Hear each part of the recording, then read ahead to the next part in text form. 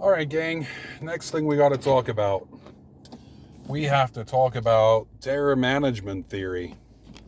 Um, yeah, this is some Ernest Becker stuff. 1973, Ernest Becker's book, The Denial of Death. What he's trying to work through is how his countrymen, could get to a point where they would try to exterminate Jewish people, where you could scapegoat a vulnerable minority and just ordinary people, factory workers and farmers and whoever, would literally throw switches to start gas chambers that would kill their fellow countrymen for the crime of existing as Jewish people. And eventually, in a long roundabout way that I don't recommend attempting to read, Ernest Becker gets to this point. Humans are the animal that experience death anxiety. Dogs understand that they are in danger, in dangerous situations. Deer run from wolves and antelope run from lions. He means something deeper than that humans are the animal that can reflect on the fact that we must die one day, that our death is inevitable.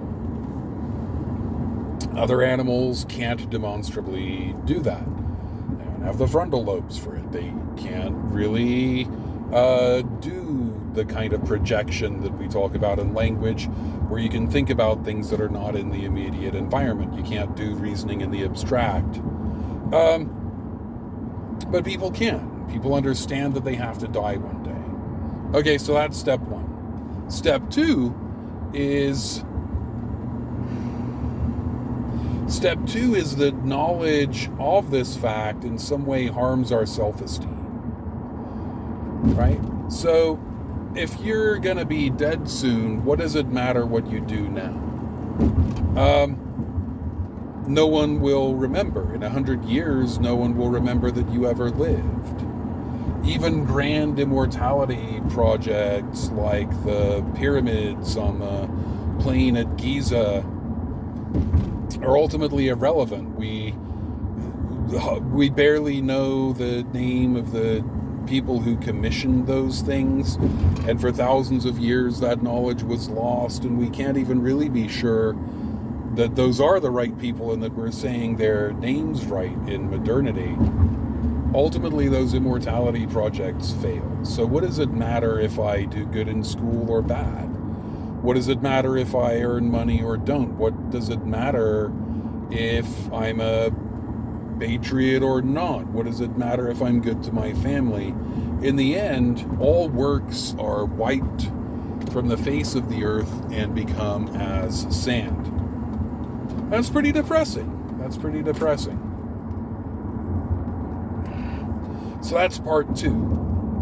Knowledge of our imminent death damages in some way our self-esteem, and we need a balm for that. We need a cure for it. Step three is in-group inclusion. So we find a group of people who are like-minded, who are like us. We go to church, and we go to a church where everyone looks the same, where we all know the words to the fight song, and outwardly we all agree with the propositions being put forth from the pulpit.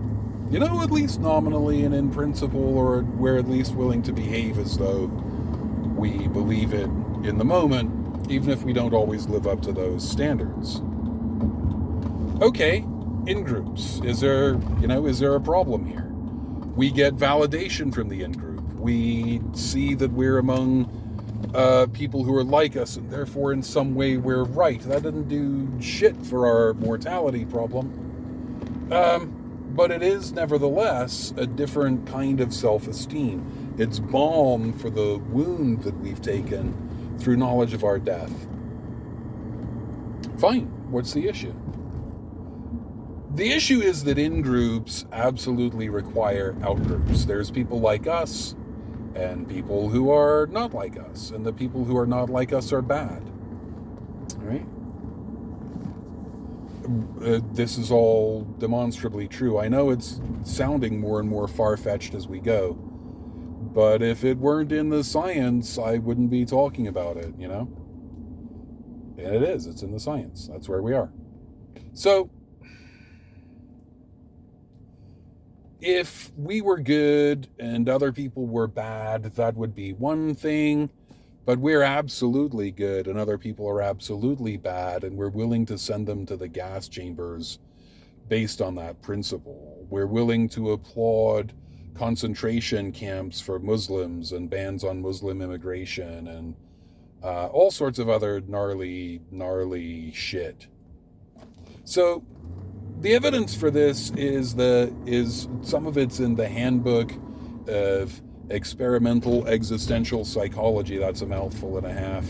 And again, I've read the thing so that you don't have to. It's a bunch of experiments that really boil down to this one format and variations on this theme. We're going to have people take a survey because it's America. The first half of the survey is going to be people's attitudes towards Americans and Christians. And the second half is going to be their attitudes towards Iranians and Muslims, okay?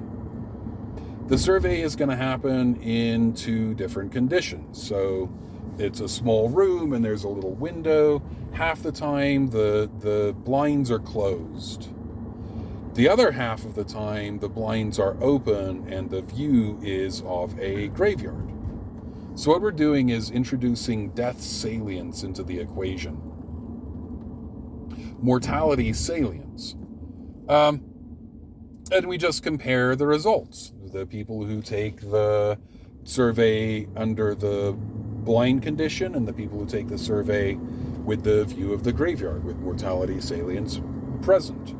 And then, like, all of the variations are mostly just different ways of introducing mortality salience into the equation, or different groups that we might ask about. But it's all this same basic format. And in the condition with the blinds closed, people are no more nationalistic or xenophobic than you would think. This being America, there's a certain amount of that, a certain amount of rah. Christians are nice, Christians are people like me, Americans are people like me who are worthy and good and deserve stuff, and Iranians are bad and Muslims are bad. I don't really understand them and they frighten me. There's a certain amount of that, but no more than you'd really expect under the circumstances. But when those blinds are open and people can see that graveyard, they're much more supportive of Americans and Christians. They identify more with their in-group, and they're willing to condemn the out-group in ways that are quite disturbing, bomb the shit out of them kind of stuff. Okay? Is this about Americans? Absolutely not. Some of the variations are you take that same model and you do it in Iran. And the first half of the survey is about Iranians and Muslims, and people are quite supportive and very supportive indeed when they have that reminder of their own imminent death. And the second half would be about Americans and Christians. And of course, people are skeptical and a little bit frightened and mistrustful. But when those blinds are open, goddamn if they're not willing to blow us up. It's not about nationality. It's about mortality. And the things that we have to do to get balm for our self-esteem injury under those circumstances. Okay. So I was going to talk about this. This was just going to be a preface to a talk about performative patriotism. But this shit is so fundamental to everything we're talking about on the channel. Actually, I'm just going to leave that there.